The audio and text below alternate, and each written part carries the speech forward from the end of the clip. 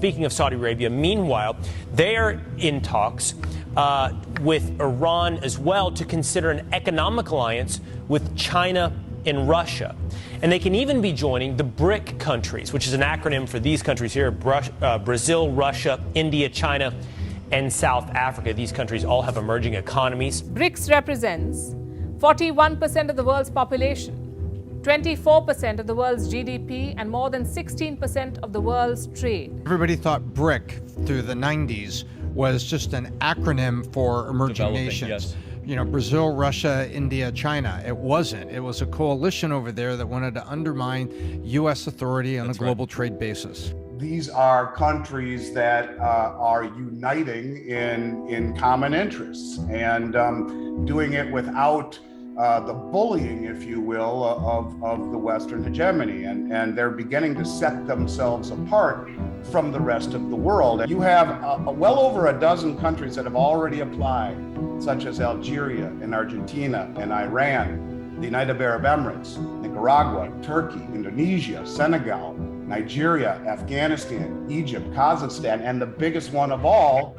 Saudi Arabia, has formally applied to the BRICS nations. And so when you talk about this growing cohesion of countries, there are others that they're already set their eyes on. And in Brazil's backyard, you have Argentina.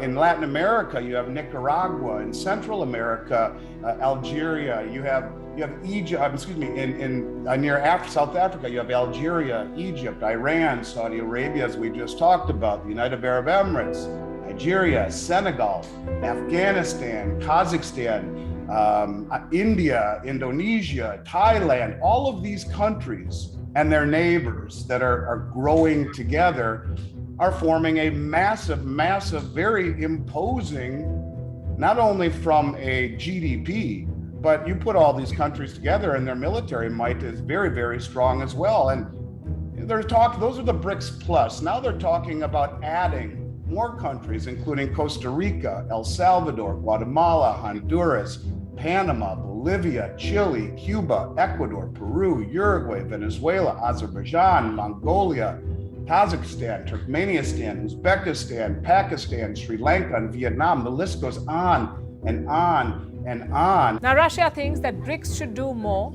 so it has floated the idea of a common currency. The first indication came in January. It is in this direction that the initiatives that have been voiced recently about the need to think about creating our own currencies within the framework of BRICS. Russia has its own reasons to push for this.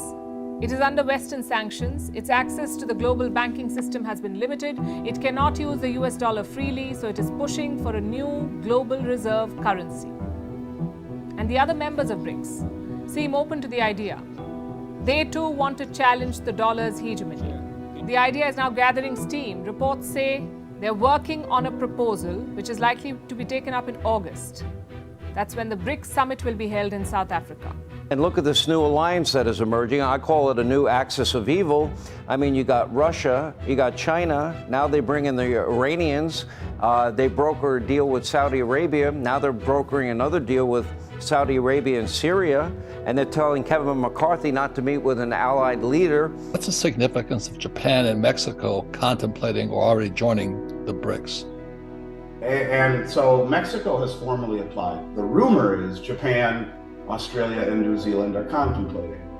If I had to sum it up, Robert, I guess I would say something to the extent that what it really symbolizes is that the United States and their actions have done more to destroy itself, in the past few years than any external enemy could have ever done, because we weaponize our source of power, which is the US dollar. And we have driven most of the world away from it as a result. And the majority of the world's populations reside in the areas that comprise the BRICS, the Shanghai Cooperation Organization, the Belt and Road Initiative, and the Eurasian Economic Union. This growing group of people that are rallying together against this type of hegemony, this type of, as you called it last time, bullying, and the perception of hypocrisy. And they are rallying away from the West. And really that's what it talks about, the ramifications of what really does that mean if we lose the petrol reserve status? And this is the president of Kenya, who, innocently enough made a deal with Saudi Arabia and the United Arab Emirates, both of which have been our allies, right? Both of which are joining the BRICS nations and the Shanghai Cooperation Organization. They're all on the Belt Road Initiative. So in and of itself, Kenya saying to Saudi Arabia and the United Arab Emirates that we will buy your oil from now on with Kenyan shillings instead of US dollars, in and of itself is not as big of a deal. I talk about the game of Jenga where you pull pieces out and finally the whole thing tips over. But what was very interesting about what he said, for the people who work numbers, I am giving you free advice that those of you who are holding dollars, you surely might go into losses. You better do what you must do, because this market is going to be different in a couple of weeks. And secondly, we, through the central bank, we are having conversations to reinstate the interbank exchange market that has since not worked. And I am happy that the players in that sector, including our banks, are coming forward and they are participating, and they are working with the central bank so that we can again take charge of our market and that it is not allowed to be distorted. So what he was basically saying is you need to get out of dollars and you need to do it quickly. When you see that in conjunction with purchasing oil from the UAE and from Saudi Arabia in Kenyan shillings instead of dollars, this is a very, very ominous sign. They have reached a deal to trade in their own currencies, bypassing the US dollar. This deal will allow the two countries to conduct their massive trade, which amounts to 150 billion per year, in financial transactions directly exchanging yuan for riases, vice versa. This deal is part of Beijing's latest move against the US dollar, extending its bilateral US dollar attempting currency arrangement beyond countries such as Russia, Pakistan, Saudi Arabia, to now include Latin American exporting powerhouse. While we are still long away from the yuan replacing the US dollar as a global reserve currency. And so what they want is they want to slowly, remember, China plays a long game. They want to slowly replace the dollar as the world's reserve currency. Will they succeed?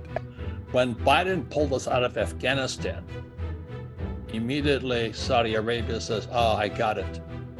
So what did Saudi Arabia do? They not only did they sign a military agreement for protection with Russia, so did Nigeria, another OPEC producing country, but they also applied to BRICS. And it was their way of saying, we see that, we may be an ally, but when the chips are down and, you may not have our back. And when you tell us you're going green, you don't have our back. You can see how and you start to talk Australia, New Zealand, and Mexico, and you're talking, it's just going to be the US, Canada, the UK, and parts of the EU, and the rest of the world in a different direction. We are being isolated. So let's say Mexico, do you remember the 60s, you might be too young, there was a thing called the Cuban Missile Crisis, and that was because, Havana or Cuba went Russian, and they were putting missile bases there. So now today you're telling us that Mexico, who's closer than Cuba, and they're a big trading partner, a lot of food and things that comes from Mexico. What does it mean, Andy, if and when, and I think is more when, Mexico joins the BRICS? What's going to happen? What's the ripple effect from that? Well, first of all, they're the second largest economy in South or Latin America. And, I think you could take this out, use your mind's eye and extrapolate this out. Let's just say they do join the BRICS. And this puts a lot of things into context when you think about it this way, when you think about what's going on in the Ukraine. Now, let's just say 5, 6, 7, 8 years from now that they're deeply entrenched with the BRICS nations, that they have found a way. Yes, Mexico. They're in with the BRICS. They're trading with the BRICS. They still are friendly with the United States, but they're trading with the BRICS. They're using the BRICS settlement currency.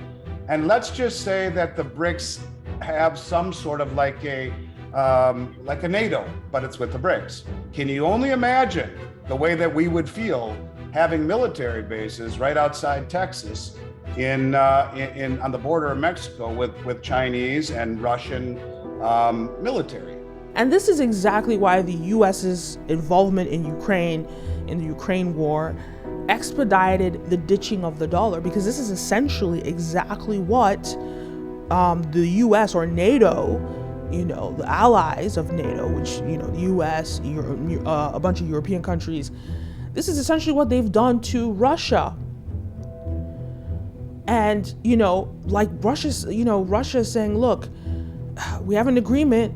Don't expand NATO, especially don't be on my borders. And the agreement at the end of the Cold War was that there was going to be no expansion. But year after year, NATO keeps adding new European countries into NATO, expanding more and more east until it gets all the way to Ukraine's border.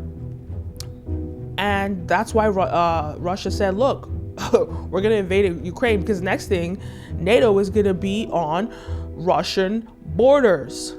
And you don't want a military enemy, your enemies, militaries on your border. So I think it's ironic if Mexico does enter BRICS, and when it comes to BRICS, they're not a military alliance, but China has been very specific with structuring its whole the takedown of America with the Shanghai Agreement.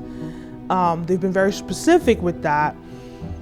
It's interesting, each piece to the puzzle. So if now Mexico joins BRICS, and with the Shanghai Agreement, they somehow merge that into the whole thing, now is there going to be military, Russian military or BRICS military, Chinese and Russian military on American borders? It's almost like it's giving NATO a taste of its own medicine.